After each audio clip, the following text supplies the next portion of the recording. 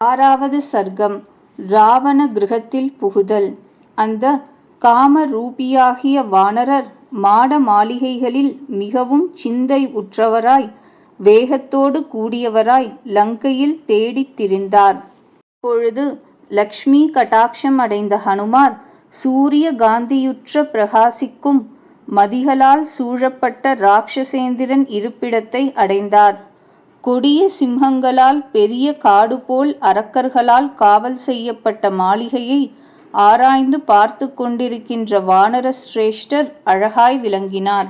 வெள்ளியார் செய்யப்பட்ட சித்திரங்களோடு தங்கத்தினால் அலங்கரிக்கப்பட்ட தோரணங்களாலும் பல விதங்களான கட்டுக்களோடும் மிக அழகான வாசற்படிகளோடும் கூடியதும் யானை மேல் இருக்கின்ற சூரர்களான யானை பாகர்களாலும் இலைப்படையாத தடுத்தற்கரிய தேரில் பூட்டப்பட்டதும் குதிரைகளாலும் நெருங்கி நிற்கப்பட்ட சிங்கம் புலி இவைகளின் தோல் சட்டைகளுடன் கூடிய தந்தம் பொன் வெள்ளி இவைகளால் செய்யப்பட்டவையாய் முழக்கமுடைய பல விதங்களான தேர்களினால் இடைவிடாது ஓடிக்கொண்டிருக்கப்பட்டதும் பல ரத்னம் பதித்த சிறந்த ஆசனங்களை பாத்திரங்களையும் உடையதாயும் மகாரதர்களுடைய ஸ்தானமும் பெரிய தேர்களின் பேரொளி மிக்கதும் பார்க்கத்தக்க அழகிய மிக பெரியவைகளான பற்பல அநேக ஆயிரக்கணக்கான அந்தந்த மிருகங்களாலும்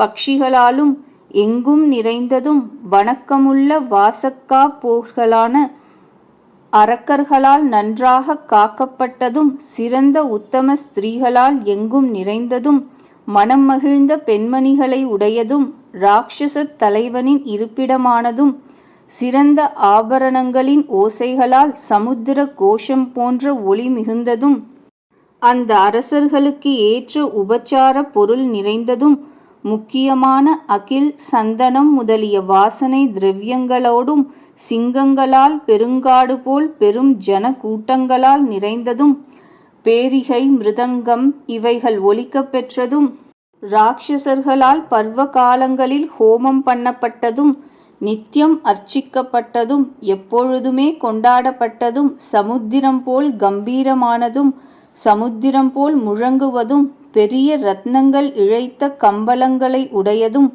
உயர்ந்த இரத்தினங்கள் பதிக்கப்பட்டதுமான மகாத்மாவினுடைய பெரிய மாளிகையை அந்த வானர சிரேஷ்டர் கண்டார்.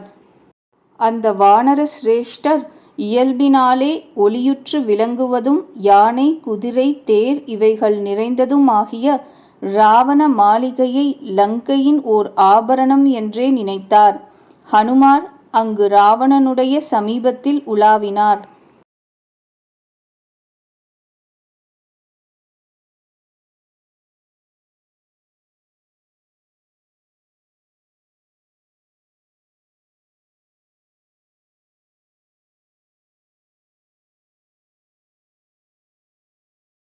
அந்த வானரர் இராட்சசர்களுடைய வீடு வீடாக ஆராய்ந்து பார்த்து கொண்டு பூந்தோட்டங்களையும் மேல் மாடிகளையும் பயமில்லாதவராகவே சென்று கவனித்தார்.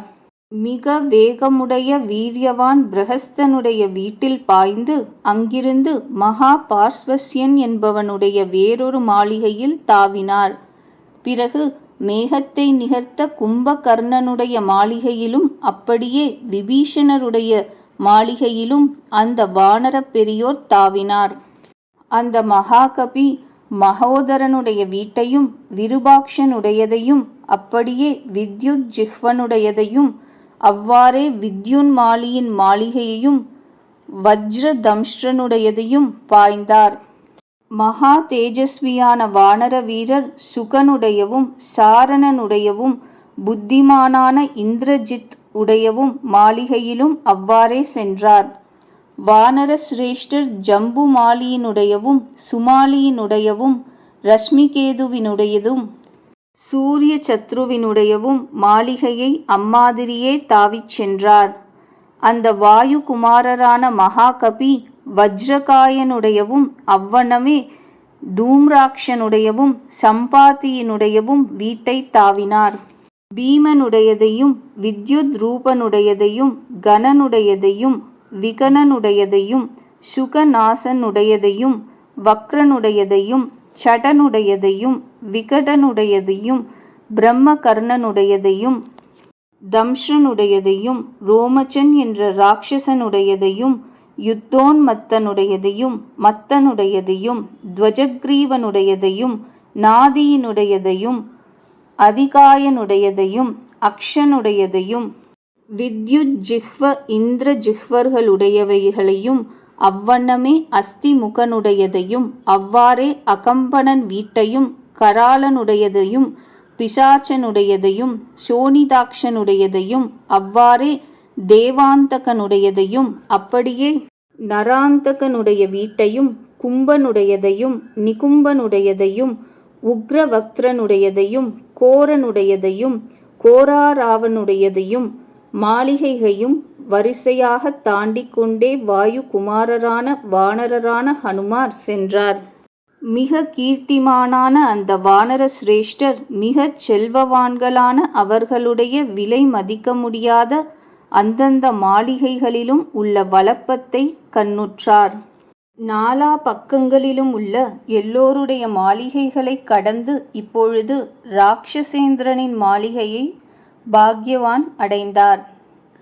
வானரர்களுள் மிக்க வலிமையுடைய வானர வீரர் உட்சென்று விகாரமான கண்களை உடையவர்களாயும் சக்தி தோமரம் என்ற ஆயுதங்களை தரித்தவர்களாயும் சூலம் முத்கரம் முதலிய ஆயுதங்களை கையில் வைத்து கொண்டிருக்கிறவர்களாயும் ராவணனுக்கு இரவில் ஒருவர் மாற்றி ஒருவராக நின்று காவல் செய்யும் ராட்சச ஸ்திரீகளை கண்டார்.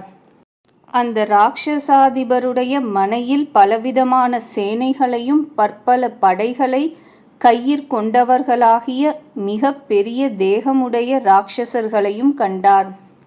மிக்க வேகமுடையனவும் நற்குலத்தில் பிறந்தனவும் நல்லுருவம் அமைந்தனவும் செம்மை நிறத்தினவும் வெண்மை நிறத்தினவும் போர் செய்யும்படி சித்தம் செய்யப்பட்டனவும் ஆன குதிரைகளையும் யுத்தத்தில் வேற்று யானைகளை வெல்லும் திறமையுடையவும் மௌத்தன் சொற்படி நடக்கும் பயிற்சியில் தேர்ந்தனவும் எதிர் சேனைகளுக்கு யமன் போன்றவைகளும் ஐராவதத்திற்கு சமானமானவையும் பொழிந்து கொண்டிருக்கின்ற மேகங்களைப் போலவும் அருவியை பெருக்கும் பர்வதங்களைப் போலவும் மேகம் போல் கர்ஜிப்பவைகளும் போரில் சத்ருக்களால் வெல்ல முடியாதவைகளுமான யானைகளையும் அந்த மனையில் அவர் கண்டார். அங்கு அநேகமாயிரம் தங்கத்தால் அலங்கரிக்கப்பட்ட குதிரைகளையும் பொன்னணிகள் பூண்ட பால சூரியன் போன்றவைகளுமான பலவிதமான சிவிகைகளையும் விசித்திரங்களான லதா கிரகங்களையும் சித்திரசாலைகளையும் வேறு ஆடல் மண்டபங்களையும் மரத்தால் செய்யப்பட்ட செய்குன்றுகளையும் மன்மதனுடைய அழகான வீட்டையும் பகற்போது தங்குமிடத்தையும் அங்கு வாயுகுமாரராகிய வானரர் ராட்சசேஸ்வரனாகிய ராவணனுடைய வீட்டில் பார்த்தார்.